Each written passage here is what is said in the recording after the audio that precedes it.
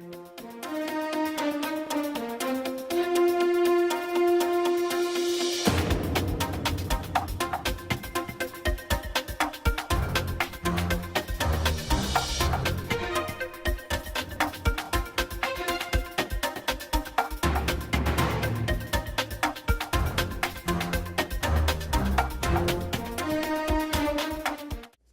our guest today is Police Chief Thomas O'Laughlin. Chief, thanks for coming. We wanted you here, but the political season interfered. Wanted you here to talk about the crime rates.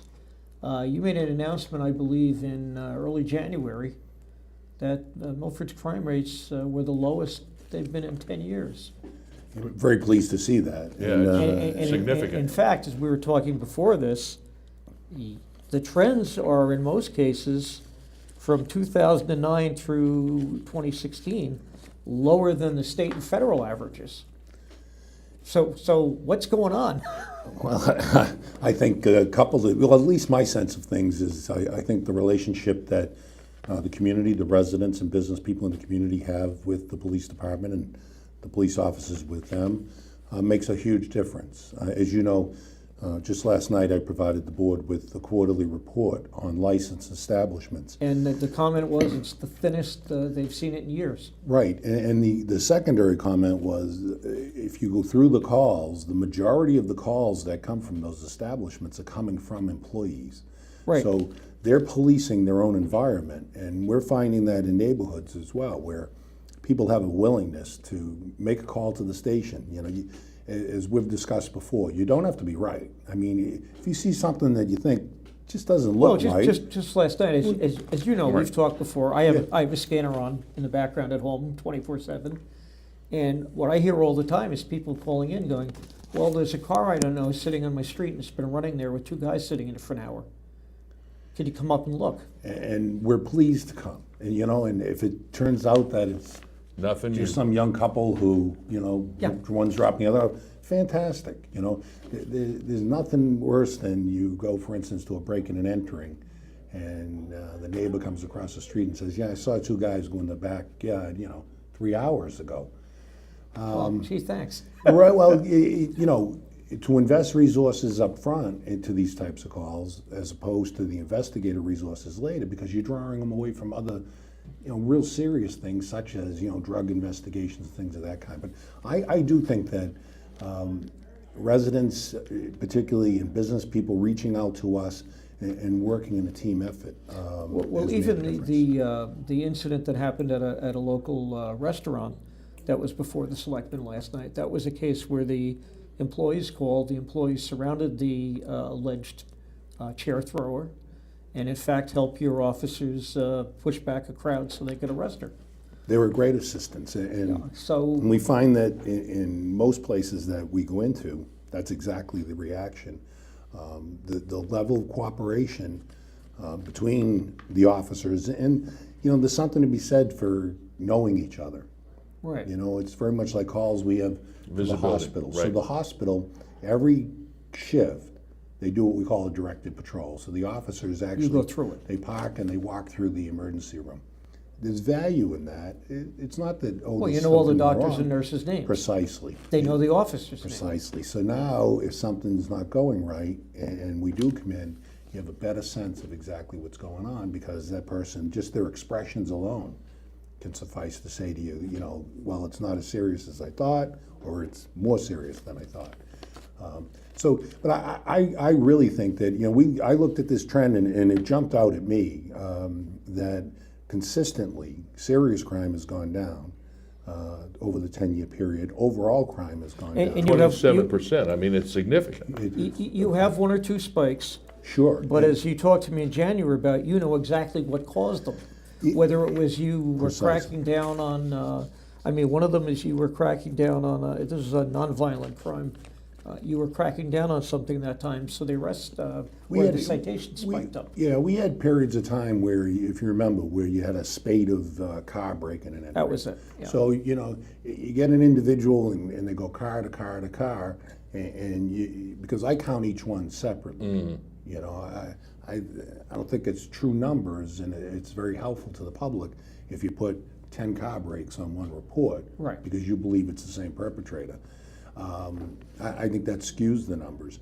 The other thing we saw several years ago was when the so-called box stores in town, so Kohl's and Kmart, Target, took a hard stance with shoplifting. Right, and they do call you guys quite a bit for people. Right, so that's their position was, you steal from us, we're going to have you arrested. And our obligation under that statute is if we come and the shop person wants them arrested, You got no, we have you, to take them, yeah. Yeah. So, and I think they were seeing an uptick in those types of larcenies, and as a result, those numbers, if you look at the Yeah, those went up that shoplifting year. larcenies, they went up, right. But on the whole, I mean, I know you have a chart. I actually have the graph where there's in 10 years there's 2 spikes in lesser crime and 2 spikes in violent crime, and where you are above the state or federal average, while the rest you're below.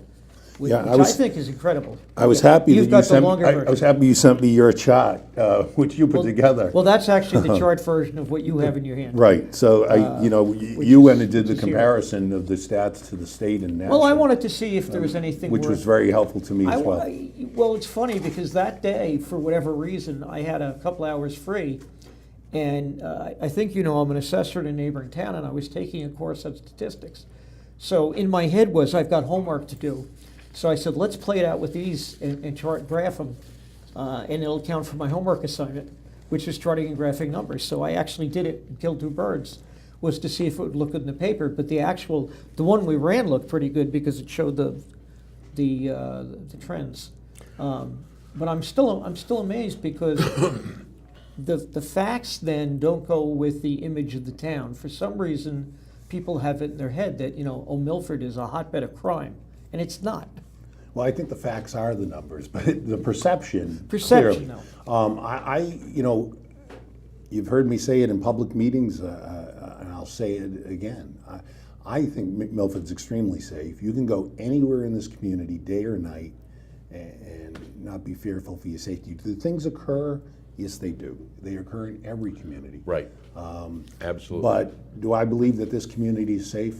Absolutely. I mean, I have kids that live here. I have grandchildren that live here. So, and I just don't have that concern that other communities people face. So what can we do as a community to help that trend improve? Well, same the direction. perception, I think much of it is, conversations like this, and I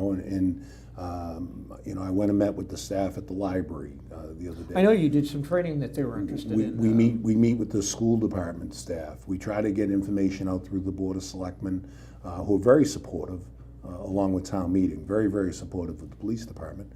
And so, I mean, our effort is very much like releasing these statistics. Mm-hmm. We might impact, and we do impact a great degree on whether things occur, but, as much as if numbers go up, it's not my fault, it's not the police officer's fault. No. But likewise, the other way around. I mean, I honestly believe that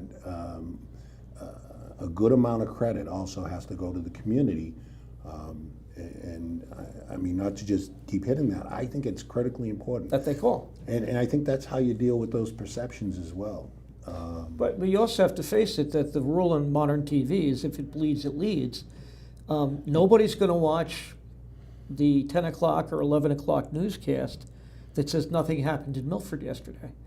But if you happen to be the town that something happens in, it's going to be on the TV. Well, the other piece of the puzzle too is it's the way the local news reports on that stuff too. If it's not in front of the reader all the time, then it does become a significant issue. That's one of the things that we, the town crier, has taken a position on, is we don't lead with, if it bleeds, we lead with it. That's not philosophically how we come across. Well, if you have, we've had homicides, very, very, I mean, someone lost their life. I mean, you can't. Well, you had the one last summer. Right. The person was caught in another state within, 48 hours? Right. Right. But you have them, most of those circumstances in my career are people that know one another. Right.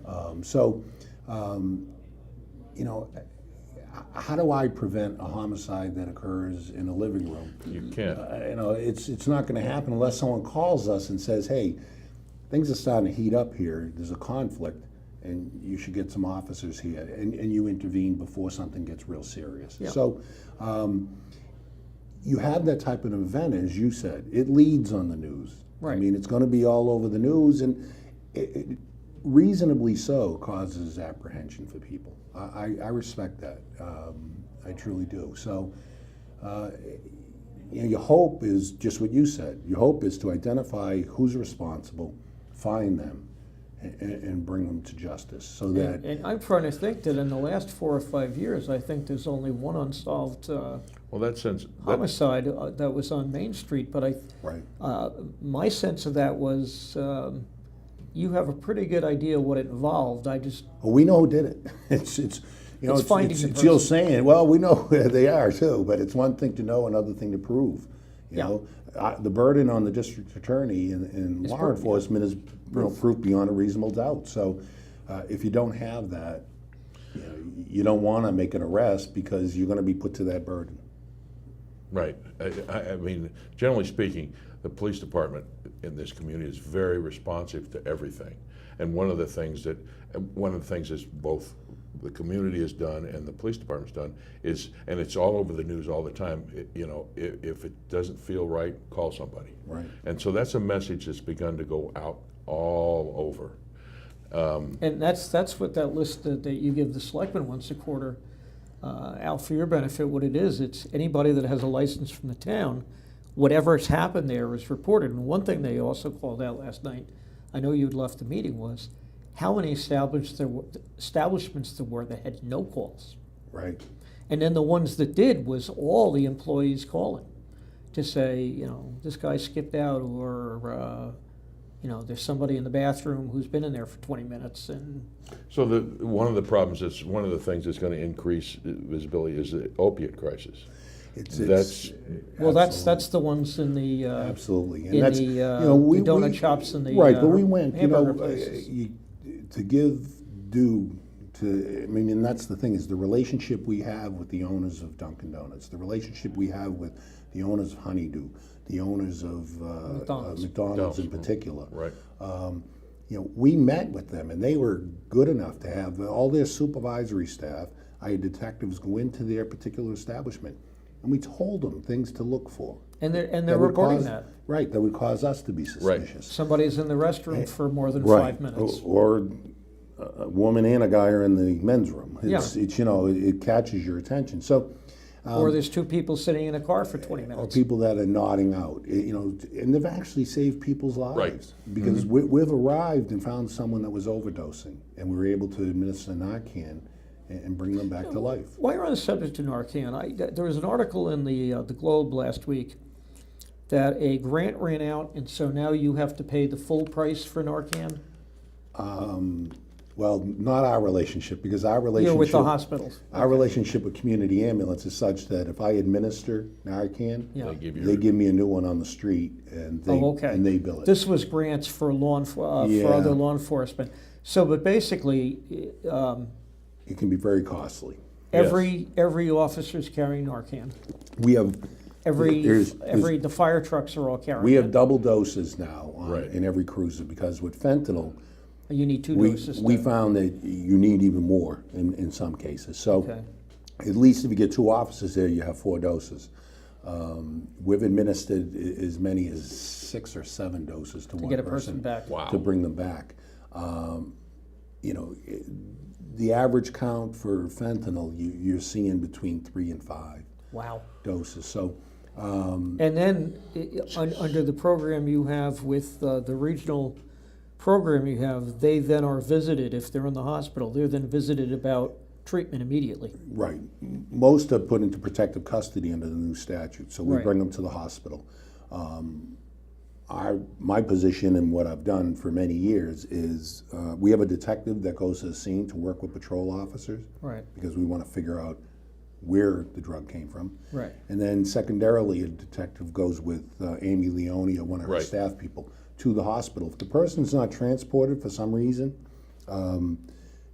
we'll go to them wherever they are. Right. And if they want treatment, it's treatment now. It's not treatment, hey, can you stop by next Tuesday? Because you know they're not. Because you lost them. Right. Because they need the dope the next day. And you have people in the hundreds that have been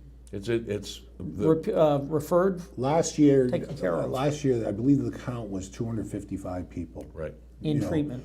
That we put into, whether it be outpatient or inpatient. Right. And, and not all of them were necessarily from Milford or had an issue in Milford. They simply know that the program's there and we're willing to help. Yeah. So we do go to the hospital if the person, and we have a great relationship with the hospital, so as a result, there's no issues as far as us talking directly to that person. Excuse me. And if they do want to go to treatment and we have the bed, it doesn't matter to me where it is, we'll get them there. Speaking of relationship with the hospital, when you were talking to the selectmen about the team proposed to patrol the schools and other buildings, you mentioned you actually have some doctors from the ER willing to go on dangerous warrant issues or They're trained. or other things. Right, so there's a doctor at the Milford Regional Hospital who, if the state police, what they call the STOP team, which is their SWAT team, if they get called out for something, he actually goes with them. In case someone gets injured. Right, so a lot of teams. Whether law enforcement Doesn't or matter, any or- person, or any a person. So perpetrator. he has, his trauma kit with him, so he's prepared to help. Most teams have a medic or several medics with them anyway. Yeah. So they train them in the same tactics. They are armed so that they can protect themselves or others. So in this instance, he's actually developing the relationship to go out with Metro. We would have him come with us. Right. If there were ever any type of incident we needed him. Yeah. Do you mind talking? I know we said statistics. Do you mind talking about that proposal for a few seconds? Oh, happy to. The selectmen, I know, after the incident in Parkland, Florida, asked you to come up with a recommendation on what would best prevent something in the schools. And you came back very quickly with a detailed recommendation. If I have it right, a sergeant and 3 officers, Correct. special operations team with specialized equipment, who, I don't want people to think they're going to be walking around with machine guns in the schools. They're going to be patrolling the schools, other town buildings. You may not know what day they're going to be in what buildings, etc. But they're more of a fast response team than anything if Correct. something happens. So we have 2 school resource officers now full-time Right. in the schools. So John Tannen and Joe Gresham, they've been there for many years. I know them well, great guys. Right, and I mean, there are kids at the high school that have known Joe Gresham for 12 years. Right. As they move through the school system. So when the kids go on that Washington D.C. trip, every year they've invited Joe to go, as one of the chaperones. So he has a fantastic relationship. The role of the school resource officer, as much as they're a police officer, and you expect that they would react to any situation as a police officer, they have another role, and the other role is to assist the school department in maintaining a safe and secure environment for learning. Well, they also have a right. pretty good idea. I don't know if the public knows it. Working with the school officials, they have a pretty good idea of, I don't want to say kids who will do wrong, kids who have the potential to go a certain way. Just by watching them and... Right, they get to know kids, and Right. and there are some kids that need more attention as far as helping them out or putting them in Right. the right direction, and they do their best to do that. I mean, with the school resource officers, I've said this, that I've always been concerned of taking, behavior of young children, and I mean junior high, Yeah. and criminalize it when it wasn't criminal when I was there. Yeah, right, right. So It's time I to don't change. Well, speaking I from don't wanna give a kid experience, a although it was a criminal long history. time ago, I can tell you, but middle school and high school kids do dumb things, and They do. I did at that age. But so we all? my thing is I don't want them to have a criminal history. I don't think that's the right approach. We do take kids to court for serious things.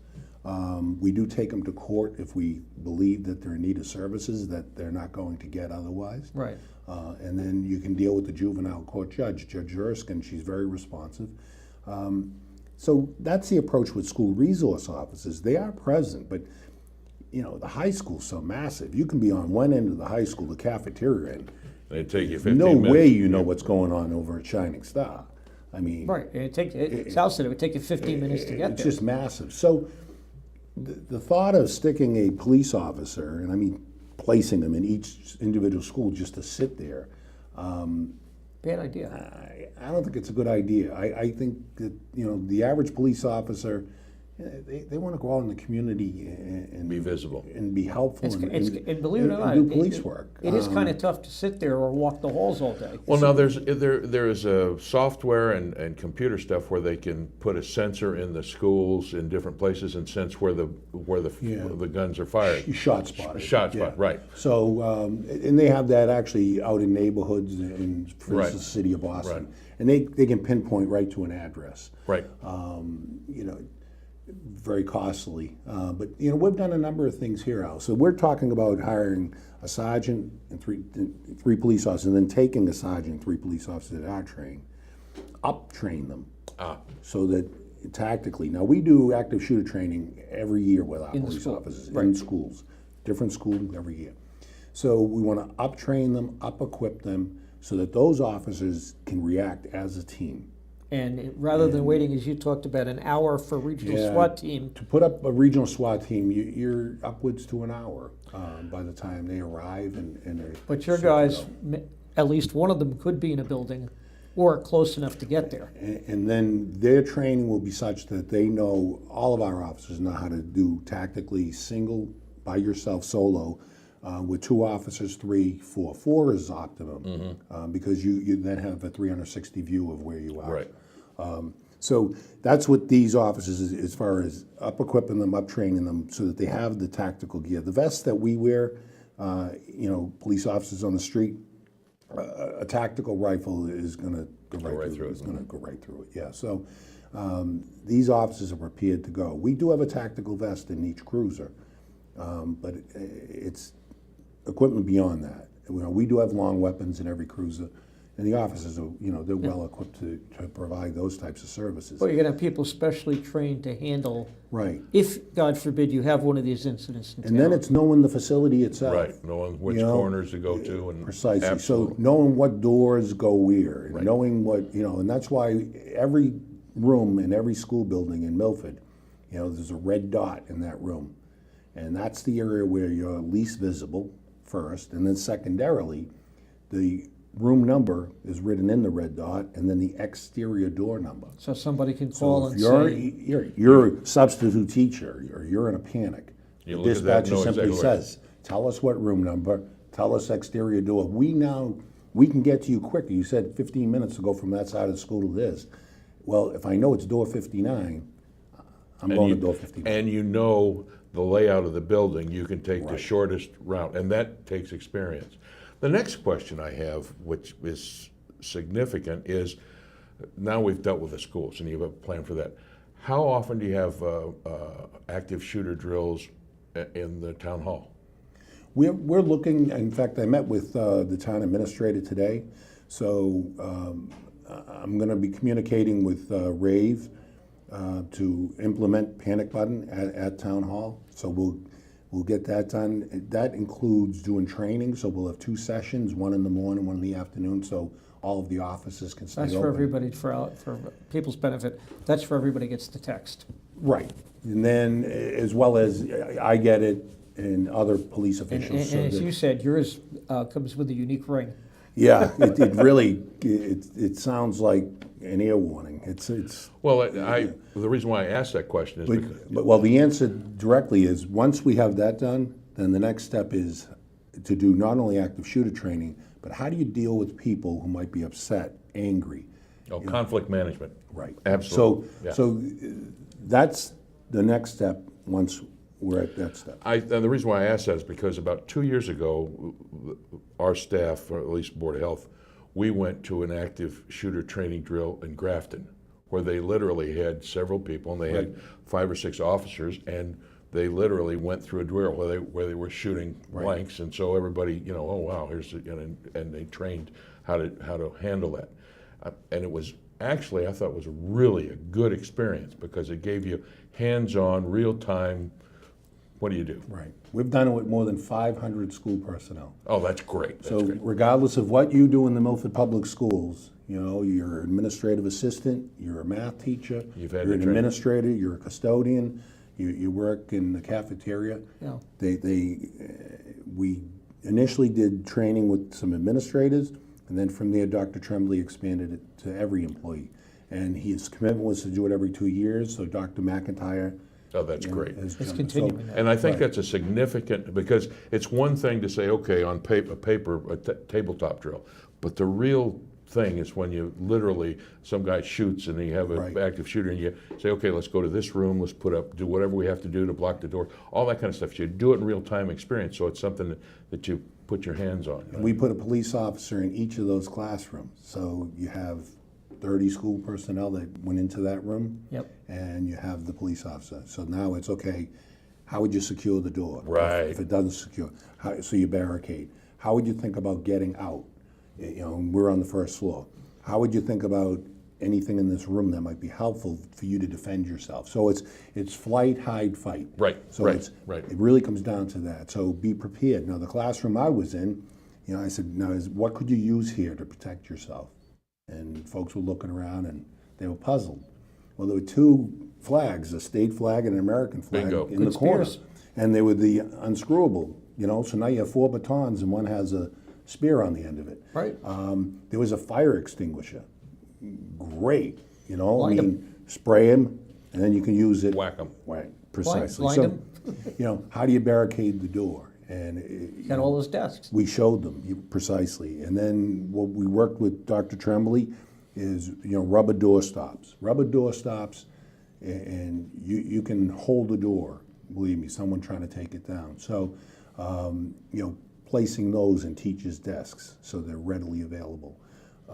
There's a number of things. We showed them how you can just take your belt Right, right. and actually hold the doorknob where the tensile strength is significant, that the person, you know, people that are committing these types of offenses, we've looked at them, you know, across the country, and, you know, they're no different than others. You know, they're looking for the path of least resistance. So if they can't get in that particular room, they're going to Go to the move next on. one. Yeah, So, they're not going to spend 10 minutes trying to get in a room. that- Unless there's a particular teacher or in a town hall, an individual they have a grudge against. right.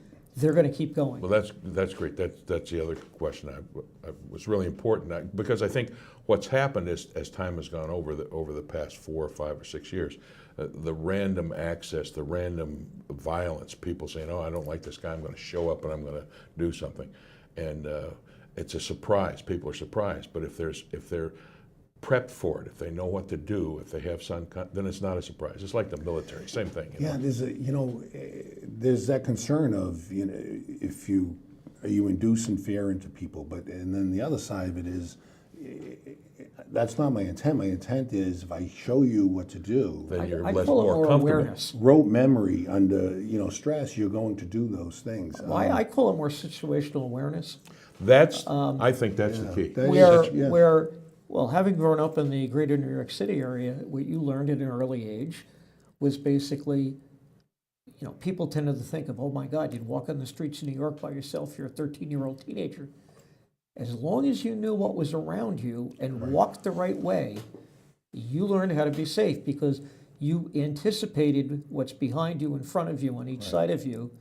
And it just, as you said, you know, whether you call it muscle memory or rote memory, it just became a habit that as I'm walking along, Well, it's situational awareness, and I yeah, think kids. who's near me, I think who's kids, around me, kids today where's the don't get nearest that. exit. And the reason why they don't get that is because when I got out of school, I mean, I had two choices: go in the service or go to college. And I went to college and still went in the service.